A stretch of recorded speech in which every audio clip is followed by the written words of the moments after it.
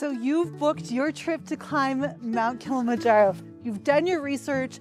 You've figured out what guiding company you want to use. You figured out when you can take time off work to go climb Kilimanjaro, and you're super, super stoked. But what's your next step? There's so much more to climbing Mount Kilimanjaro than just booking the trip with your guides.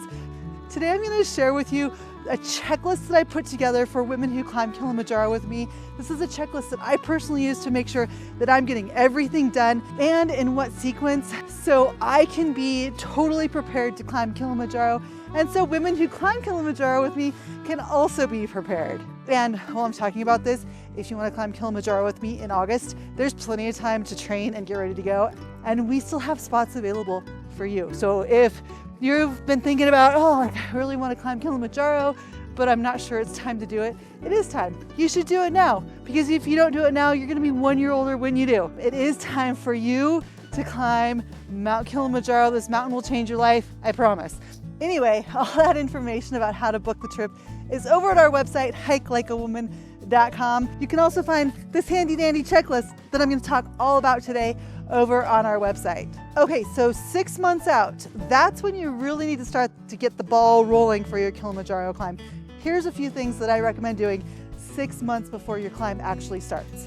First, set up flight alerts so you can be notified when tickets to Tanzania are cheap. They're never going to be cheap. Like, let's be honest, you're flying all the way to Africa, halfway across the world. You're not going to get like a $200 flight from Denver to Kilimanjaro, but you might be able to get a really good deal. I set up 3 different alerts for flights for any trip. I set up a Google alert, then I set up an alert with my Capital One credit card, and finally, I subscribe to Daily Drop Pro, and I set up price alerts on Daily Drop Pro as well. Next, it's a good time to buy your travel insurance. You might want to do just regular old travel insurance and then up it for any emergency evacuations at high altitude, or you might want to get rescue insurance, which would cover things like civil unrest or natural disasters. I don't know, it kind of just depends on how you're feeling, how safe you want to be, and how much money you want to spend. Personally, I just use a policy from World Nomads. It's pretty cheap, and I'm satisfied with it because I figure if I'm going to need a helicopter evacuation off of the top of Mount Kilimanjaro, it's actually going to be faster for the guides and porters to just haul my ass down the mountain than it is going to be for them to actually land a helicopter. So I just go with World Nomads. It's fine. But that's a conversation you need to have with the people who love you. Next on the list is to double check your passport and make sure that your passport is not expired and that it's not going to expire soon. I'm not sure what the current passport requirements are to get into Tanzania, but I'll put them up on the screen right now. This is also a great time to schedule an appointment with your physician and talk about any medical needs that you might have, prescription for Dimox. You can talk about vaccinations that you might want and all that good stuff. This is also another time to book any pre and post-trip accommodations or excursions.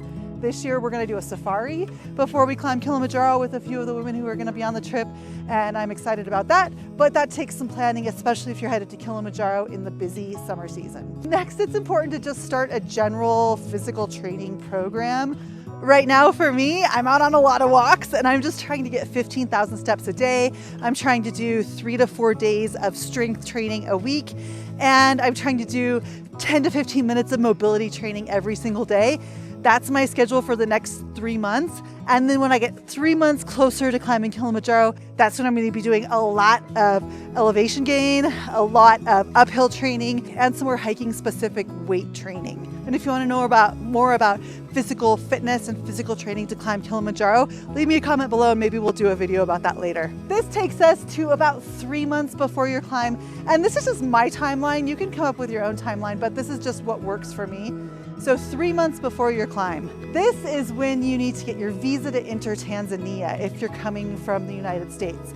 Now, you can get a visa to enter Tanzania upon arrival in Tanzania, but if you do that, make sure you print that information out from the Tanzanian visa website, because we had some people who were going to just get their visas upon arrival that kind of got hassled by the ticket agents here in the United States when they went to check in for their flight, and they had to pull up that information, and it turned out to be a big thing.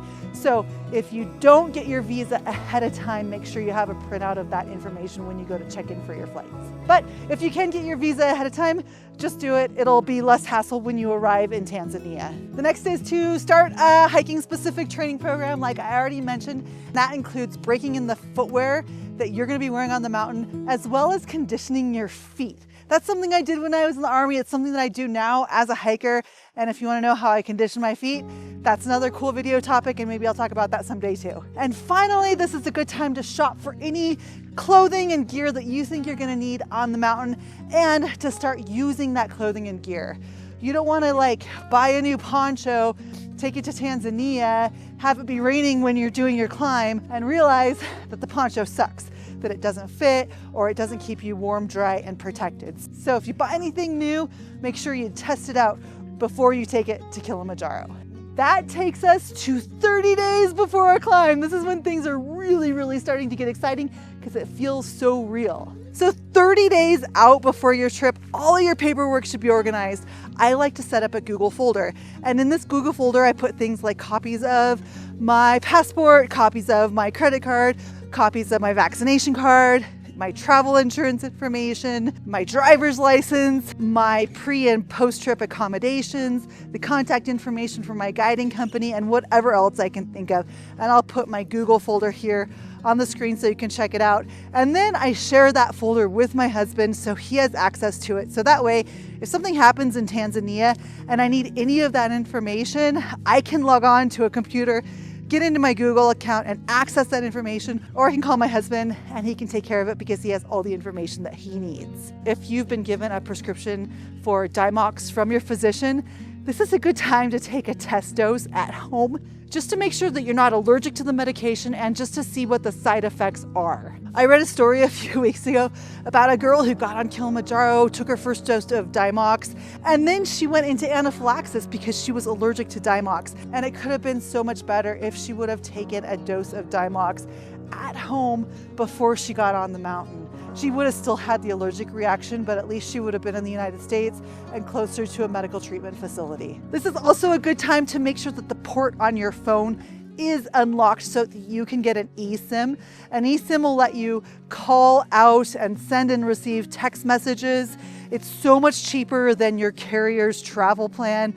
I use Verizon and it's like $12 a day if I want to use their travel pass. But if I use Hello, which is the eSIM that I use, like, and recommend, it's like $1.50 a day for me to send and receive text messages. There will be places on the mountain where you will be able to call and receive text messages. And that feels so good when you can get a message out to your family at home or when you receive a message on the mountain. Last year, my kids were in the talent show, and my oldest kid plays the guitar, my little one plays the drums. They have a little band, and I remember pulling into camp. I saw that I had a message, and I was able to watch a video from my kids' talent show. It was just this special, sweet moment, because even though I was missing the talent show, I got to see it on Kilimanjaro. And next, this is a good time to refine your packing list. I laid out my gear on my bedroom floor for like a whole month, and I was continuously putting things in the pile that I was going to take and taking things out of the pile and revising and trying to figure out exactly what I would need. And I'm glad that I spent 30 days figuring out my packing list because I feel like I was really prepared for what I encountered when I was on the mountain, because I spent so much time thinking about my packing list. And if you want to know what I packed, what I'm packing again this year, head to our website, hikelikewoman.com, and you can download our Kilimanjaro packing list there. And this takes us to 7 days before our climb. Right now, things are getting super exciting. This is a great time to go to your bank and have a conversation with your bank and say, hey, I'm going to be traveling to Tanzania, so don't like freeze my credit card if you see me withdraw cash from an ATM. Contact your credit card companies and let them know that you're going to be traveling internationally. And then this is also a great time to pull out cash for tips to give to your guides. In Tanzania, after you climb Mount Kilimanjaro, there's a big tipping ceremony, and that tipping ceremony is a really big deal for your guides and porters who have helped so much to get you to the top of the mountain. And our guides accepted US dollars. They preferred to have US dollars, so we didn't have to exchange any currency, but we had to make sure that those bills were current, because because I guess there's a lot of counterfeit with older bills.